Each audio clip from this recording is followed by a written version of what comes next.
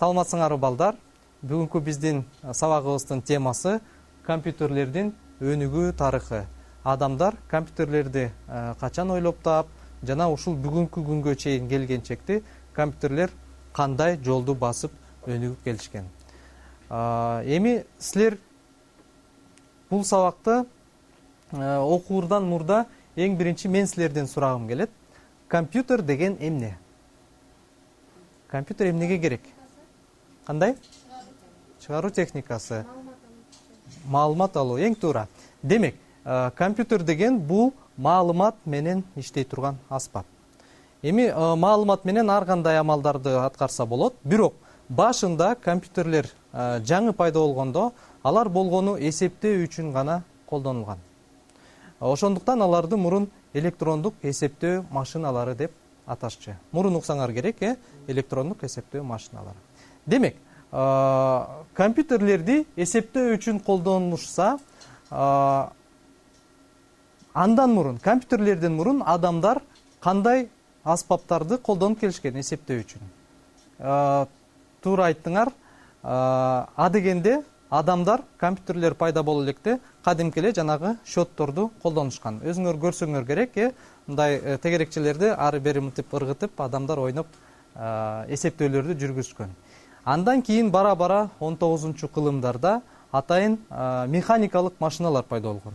Ал механикалык машиналарда кадимки жанагы сандарды киргизип, эң жөнөкөй эсептөөлөрдү аткарууга мүмкүн болгон. Кошуу, кемитүү, көбөйтүү амалдары сыяктуу. Эми андан кийин мына 1940-50 жылдары эң биринчи компьютерлер пайда болгон. Демек, бул биринчи компьютерлер эмненин негизинде түзүлгөн? Мына могул жерде сүрөттө көрүнүп турат. Лампа, электрондук лампалар. Мындай лампаларды силер мурун көрсөңөр керек. Эски телевизорлордун аркасын көрдүңөр беле? Ошол жерде мындай күйүп турган, жанып турган лампалар бар болчу. Мына биринчи компьютерлер ошондой лампалардын негизинде түзүлгөн. Эми ал компьютерлер бул жерде көрүп турат болушуңар керек, абдан көлөмдүү чоң компьютерлер болчу. Бир компьютер бир чоң имаратты ээлеген. Эмне үчүн? Себеби ал лампалар өзлөрү чоң болгон. Туурабы? Ал эми ар бир компьютерди түзүш үчүн эң азында бир 15-20 миңге жакын лампа керек болгон. Элестеткиле, ошон үчүн абдан көлөмдүү болгон ал компьютерлер. Эми ошончо лампанын баардыгын иштетип турганга абдан көп электр энергиясы керек болчу. Жана бул компьютерлер абдан туруксуз иштеген. Ар бир 5-10 минута сайын лампалар 15-20 миң лампалардын ичинен бирөөсү күйүп кетчү. Ошондо ошол бузулуп калган лампаны табыш үчүн атайын инженер адамдар бар болчу. Андай адамдар бир компьютерди иштетиш үчүн, мисалы бир 100-200гө жакын инженер адам дайыма ошол компьютердин жанында даяр турушкан экен да. Бул компьютерлер демек иштеш үчүн абдан көп сандагы адамдарды талап кылган. Эми силер айттыңар, мына бул компьютерлер эсептөөлөрдү жүргүзүү үчүн керек болчу деп. Эсептөө жүргүзүш үчүн машинага кандайдыр бир маалыматты киргизиш керек, туурабы? Жана маалыматты компьютерден алыш керек. Ал кезде монитор деген түшүнүк жок. Монитор жок болгондуктан маалыматты, жана клавиатура дагы жок. Маалыматты компьютерге киргизиш үчүн перфокарталар колдонулган. Перфокарта деген эмне? Перфокарта деген мурун атайын мындай бир кагаз бар болчу. Ошол кагаздар тешиктерге бир тешилген. Ар бир тешик компьютер үчүн бул 0ду же 1ди билгизет. Мисалы, тешик бар болсо бул 1, тешик жок болсо бул 0. Мына ошол 0 жана 1лердин жардам менен маалымат, сандар кодтолгон болот дагы жанагы перфокартага жайгашкан. Ошол перфокартаны компьютерге салганда компьютер аны окуйт дагы эмне деген сан экенин, кандай амал аткарыш экенин түшүнүп, маселени чыгарып, жана кайра жыйынтыкты ошону перфокарта түрүндө алып чыкчу экен. Анан адамдар ошол перфокарталарды алып, кайрадан жанагы ар бир тешиктердин баардыгын окуп чыгып, компьютер бизге кандай жыйынтык бергендигин ошондо ойлоп тапкан. Андан кийин жаңы муун компьютерлер пайда болду. Бул муун транзисторлордун негизинде пайда болду. Адамдар транзисторлорду ойлоп тапканда, ар бир транзистор болжол менен бир 40 лампанын ордуна иштеген. Мына бул жерде жазылып турат. Ар бир транзистор бир 40 лампанын ордуна иштеген. Демек, компьютерлердин көлөмү бир топ кичирейген. Жана алар туруктуу иштеп баштаган. Мисалы, лампаларга караганда транзисторлор көп бузулчу эмес. Ошондуктан компьютерлер туруктуу иштеп, абдан мындайча айтканда, мурунку компьютерлерге караганда батыраак иштеп баштаган.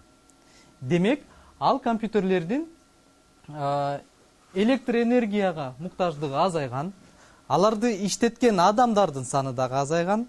Демек, компьютерлердин баасы дагы азайган. Эгерде биринчи муун компьютерлерди жөнөкөй адам эмес, абдан өнүккөн мамлекеттер гана өздөрүнө куруп колдоно алса, кийин бара-бара ал компьютерлер кичирейип, уже өнүккөн мамлекеттер эмес, мындай орто өнүккөн мамлекеттер дагы ошондой компьютерлерди алып колдонууга мүмкүнчүлүк алышкан. Демек, ал компьютерлердин эмнеси баасы арзандаган. Андан тышкары, бул компьютерлердин колдонгон эси дагы, компьютердик эси дагы бир топ чоңойгон. Демек, бул компьютерлер эсептөөлөрдү батыраак жүргүзүп, лампалык компьютерлерге караганда бир топ көп мүмкүнчүлүктөрдү берип башташкан. Андан кийинки муун дагы бир чоң ачылыштан башталган. Демек, компьютерлер интегралдык схемалардын негизинде курула баштаган. Адамдар интегралдык схемаларды ойлоп тапканда дагы бул абдан чоң астыга жылыш болду дүйнөдө. Эми өзүңөр көрүп турасыңар. Ар бир мына интегралдык схема мондай кристалга чийилген, кремнийдик кристалга чийилген схема болчу. Өзүңөр көрүп турасыңар, анын өлчөмү абдан кичинекей. Ушундай эле. Ар бир ошондой кристалдык, кремнийдик кристалга чийилген схема өзүнүн иштеши боюнча миңдеген транзисторлорду алмаштырган. Демек, ар бир ошондой интегралдык схема миңдеген транзистордун ордуна иштесе, демек компьютерлер дагы бир топ кичирейди. Эгерде мурун компьютерлер чоң имараттарды ээлеп турган болсо, экинчи муунда компьютерлер мисалы бир кабат же ушундай чоң бир бөлмөлөрдү ээлеген болсо, эми жаңы компьютерлер мына могул шкаф сыяктуу орунду ээлеп калышкан. Демек, мындай компьютерлер бир топ арзаныраак болуп калгандагы, аларды өлкө эмес, жөнөкөй фирмалар эле алып колдонууга мүмкүнчүлүк алышкан. Мисалы, чоң бир мекемелер өзүнүн бир эсептөөлөрүн жүргүзүү үчүн ошондой компьютерлерди алып колдоно башташкан. Жана бул компьютерлерди иштетиш үчүн анчалык көп адамдын кереги жок. Бир аз эле, бир эки адам эле специалист болсо жетиштүү болгон. Электр энергиясы дагы анчалык көп колдонулган эмес. Жана компьютерлер туруктуу иштеп, мурдагы муун компьютерлерге караганда дагы бир топ батыраак иштеп баштаган. Андан кийин 4-чү муун компьютерлери пайда болду.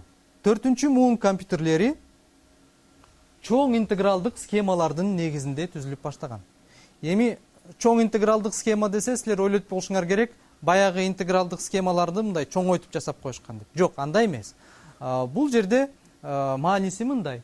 Ошондой эле өлчөмдөгү интегралдык схемага мурдагыдан дагы көбүрөөк кремнийдик кристаллдарды жайгаштырып, мурдан дагы көбүрөөк схема орнотууга жетишкен. Демек, схемалардын өзүнүн өлчөмү кичирейген. Түшүндүңөрбү? Жалпы интегралдык схеманын өлчөмү ошол бойдон калган.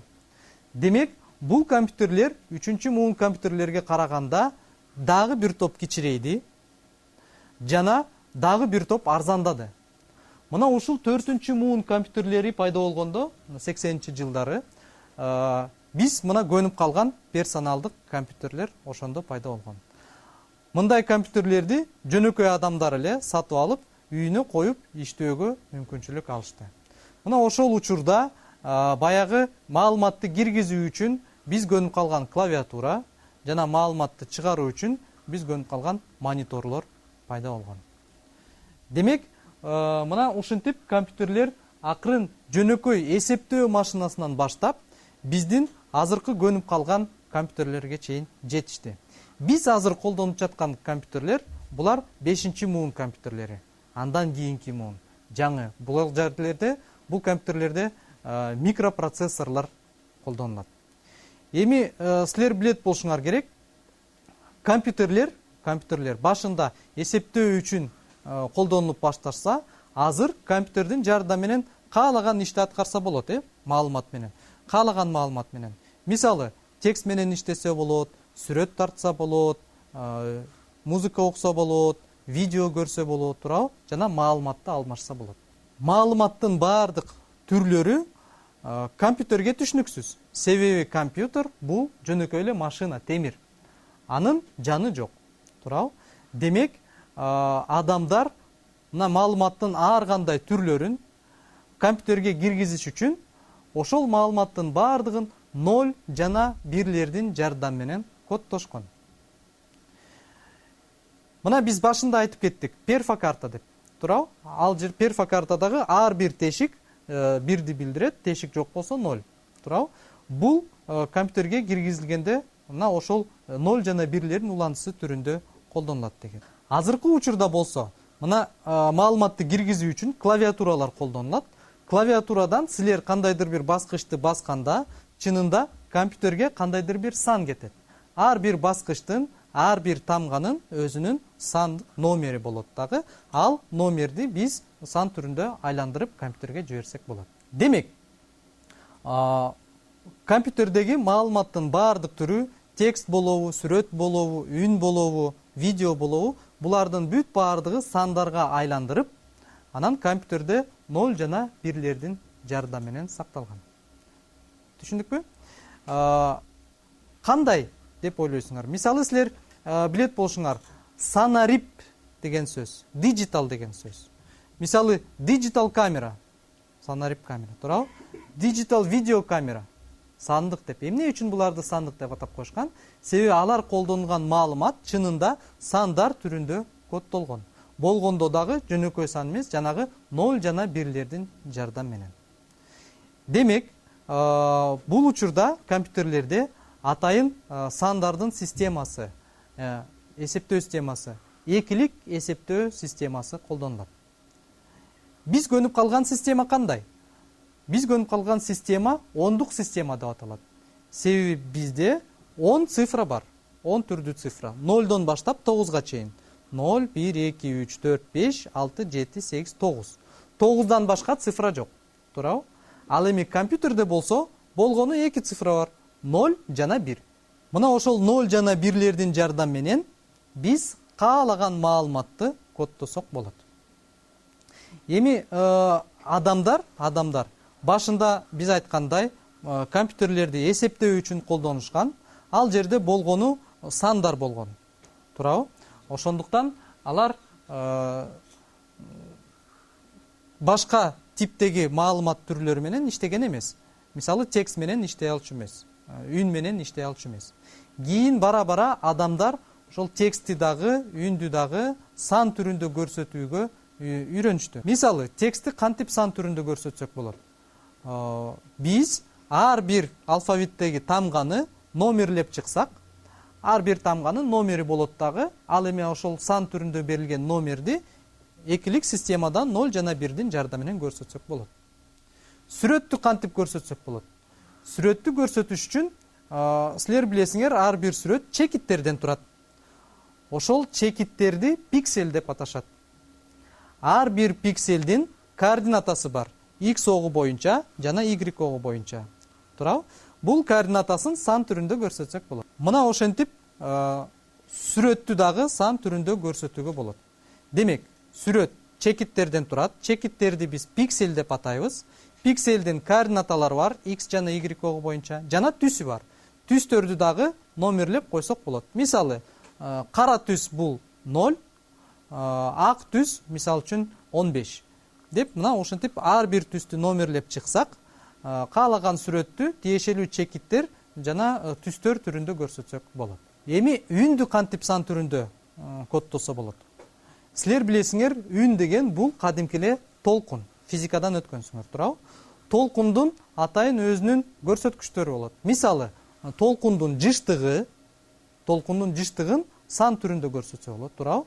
Жана амплитудасы. Амплитуда деген жанагы канчалык үн чоң чыгат, мына амплитудасындагы сан түрүндө көрсөтсө болот. Жана убакыт кетет.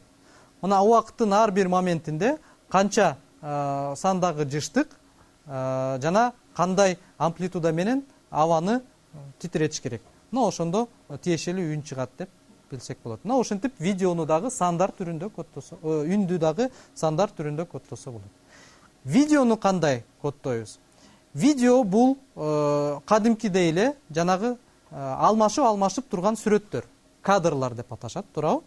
Биз мурда айттык, сүрөттү дагы сан түрүндө көрсөтсөк болот. Демек, алмашып турган сүрөттөр булар кадимкидей эле бизге видеону жасап берет. Ал эми ошол алмашып турган сүрөттөрдү биз үн менен коштоп койсок, кадимки эле биз көнүп калган азыр видео материал даяр болот.